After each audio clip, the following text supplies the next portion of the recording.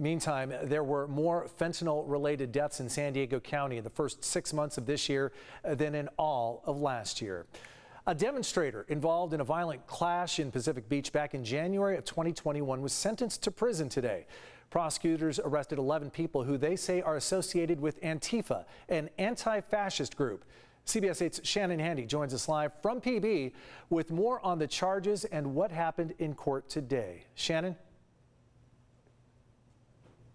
Place right here near Garnett and Mission, close to the Pacific Beach Pier. It was organized by supporters of then President Donald Trump, but prosecutors allege that violence erupted when another group showed up to that demonstration, and today's sentencing is the first of everyone who was arrested. The person sentenced today will spend the next 4 years and 8 months in state prison.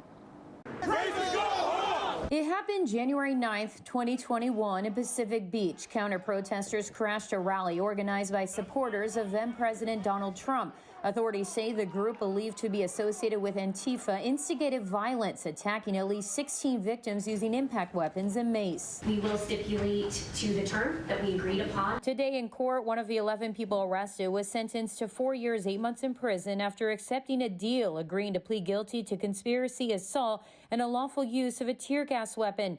39-year-old Derek Yak is a transgender woman who goes by the name Nikki Hubbard. Her husband, a transgender man named Gigi Hubbard, addressed the court defending her actions. She defends people. She's not violent. And this is just political and fascist nonsense. He also questioned why she's in a men's prison, claiming she's been assaulted while in custody. I want to make sure that she gets put in the correct facility according to her gender. This is violating the law. Why is this allowed? When a celebrity trans person or a celebrity anything, this happens, people are up in arms. But since it's my wife and she's not known, she's been homeless most of her life, and she's just, just one member of the trans community. Like, nobody is caring. Gigi says he will continue to fight on Nikki's behalf. As for the remaining defendants, a trial date has been set for March. Sentencing could range from probation to more than 10 years behind bars. When asked about evidence and why none of the Trump supporters were arrested, Deputy District Attorney Mackenzie Harvey said cell phone video as well as victim statements were key factors in this case. We charged what we thought happened based on the violence we could see on video, and the grand jurors indicted based on what they heard and what they saw.